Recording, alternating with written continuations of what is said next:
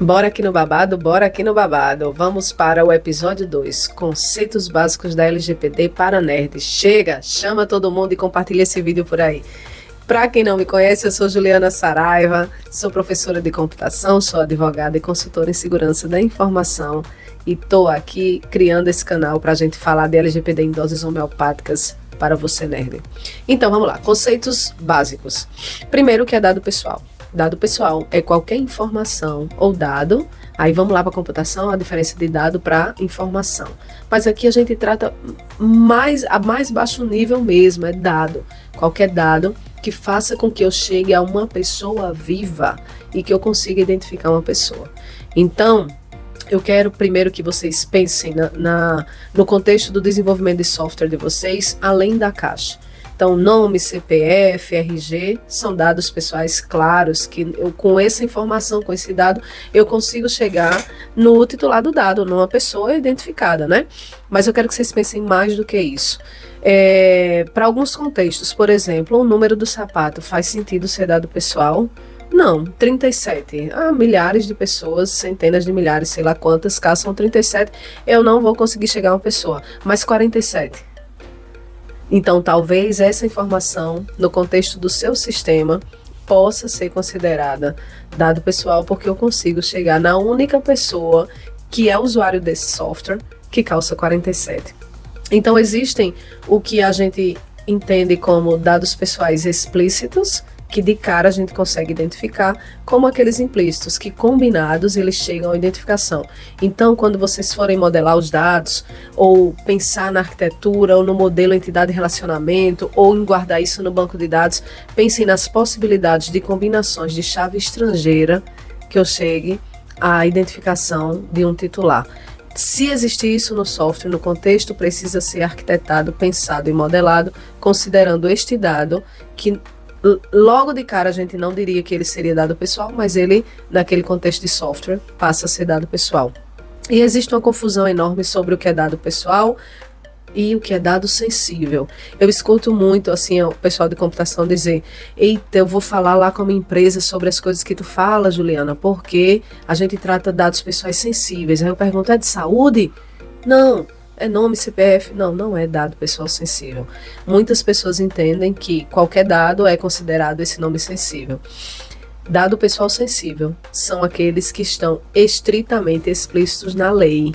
Então, tem um artigo específico que diz: dado pessoal sensível é pá. E quais são esses dados pessoais sensíveis? Raça e etnia, religião, posição sexual, sindicalização. Então, são informações que trazem uma carga de possibilidade de dano duplicado para o titular.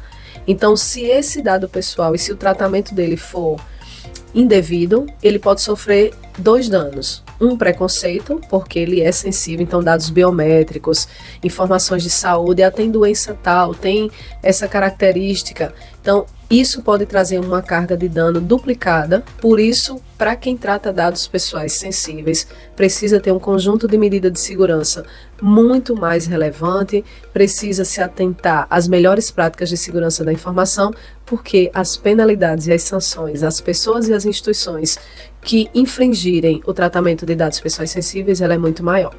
Então, vocês já entendem o que é dado pessoal e o que é dado pessoal comum e sensível, certo? Tudo aquilo que não está caracterizado como sensível, a gente considera dado pessoal, precisa ter o tratamento conforme diz a LGPD, mas tem menos rigor nas sanções, por exemplo, e nas medidas de segurança. Como assim? Por exemplo, se eu estiver tratando dados pessoais comum, talvez a criptografia eu possa usar um AES 128K. Mas se eu estou com dados pessoais sensíveis, eu não posso dizer que a minha única medida de segurança é o uso de um antivírus gratuito, free, open source, para um controle de uso indevido desses dados pessoais sensíveis. Então, é um contrassenso. Nesse caso, precisaria ter criptografia, por exemplo, em trânsito e em repouso, a segurança muito maior, a autenticação multifator ou tokenizada. Então, São exemplos práticos de medidas que a gente precisa ter de segurança adicionais em computação quando a gente trata de dados pessoais sensíveis. Então, vocês sabem o que são dados pessoais comuns, dados pessoais sensíveis e o que danado é tratamento de dados pessoais. Diferentemente do que a gente fala em computação, vai imprimir na tela, vai imprimir na impressora, eu vou deletar, eu vou persistir no banco de dados, eu vou recuperar. Não existe isso dentro da LGPD. Vocês não vão achar esses termos. Vocês vão achar uma única palavra chamada tratamento de dados pessoais. O que é tratamento de dados? É tudo e muito mais. É tudo que a gente faz com o dado pessoal. Tudo isso que a gente faz em computação e tudo que a gente vai ainda inventar. A LGPD deixou muito clara que esse conceito ele é expansivo. Então, eu desenvolvo IA que usa dados pessoais. Isso é tratamento de dados. Eu uso só alguns dados pessoais de um banco de dados e acesso eles. Isso é tratamento de dados pessoais. Eu imprimo, mas eu não mexo no dado pessoal, eu só imprimo, mas você não visualiza o dado pessoal, então isso é tratamento de dados pessoais. Eu escuto muito empresas de telecomunicações dizer assim, não, mas eu trabalho com fibra ótica, eu nem vejo o dado, eu só faço o transporte, mas o transporte para LGPD é tratamento de dados pessoais.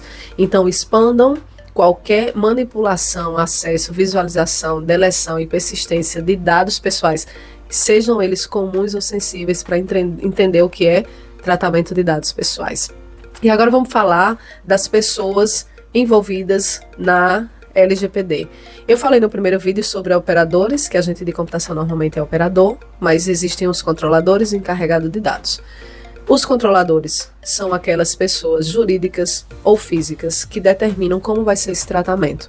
Então ela diz a regra do jogo. Ela pode nem tratar, mas é ela quem manda sobre o tratamento de dados pessoais.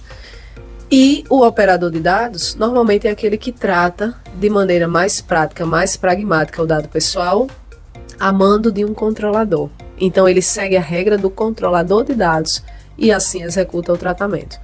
Existe a possibilidade de ter multipapéis, tanto pessoas físicas quanto jurídicas. Elas podem ser controladoras e operadoras, elas podem ser co-controladoras de único tratamento. Normalmente, de maneira prática, como é que funciona? Os controladores são as instituições, as empresas ou quem está pedindo os serviços de software, e os operadores obedecem e oferecem os softwares, são prestadores de serviço. Então, se eu pensar na UFPB, ela é controladora de dados pessoais de professores, alunos, terceirizados e outras informações que ela tem lá com dados pessoais.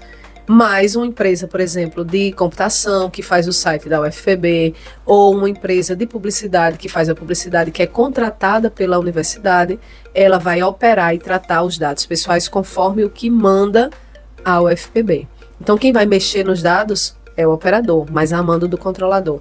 Esses papéis são importantes porque eles têm responsabilidades e pesos diferentes dentro da Lei Geral de Proteção de Dados. Então precisa ser identificado quem são os controladores, quem são os operadores e quais são os papéis dentro do tratamento de dados pessoais. Por fim, o encarregado de dados pessoais, que eu vou fazer um episódio só para isso, você que é de computação, que está aí procurando emprego, que as vagas de desenvolvimento é R$2.000, R$3.000, muito pouco para trabalhar muito, que tem pouca vaga e muita gente, eu tenho muita vaga, mas paga muito pouco porque tem muita gente programando, vá ser encarregado de dados pessoais. É responsável pela comunicação, pela garantia do programa de adequação a LGPD dentro das instituições, sejam elas públicas e privadas. Não exige uma formação específica nem certificação. A NPD não exige, você pode ser de qualquer curso, mas normalmente tem as habilidades e as competências específicas que tem uma resolução da NPD que saiu esse ano, pede. Então, normalmente, por essa resolução, parece que alguém de computação com algum conhecimento em direito, como vocês estão aqui vendo aí algumas informações de direito, elas são aptas a exercer essa função, ou alguém de direito que tenha também algum conhecimento e estudo em noções de computação, também conseguem exercer essa profissão. Só um detalhe, todas as empresas precisam ter um encarregado de dados pessoais, todas, exceto os agentes de pequeno porte, que depois eu vou falar. Mas então, as empresas vão precisar contratar, vai ter que ter lá a carteira assinada encarregado de dados pessoais. E alguns processos sancionatórios da NPD são somente punindo empresas ou empresas respondendo a processos administrativos porque não tem intitulado lá o encarregado de dados pessoais. Não tem esse profissional e muitas outras empresas estão fazendo encarregado como serviço de POA Service, porque não tem profissionais no mercado.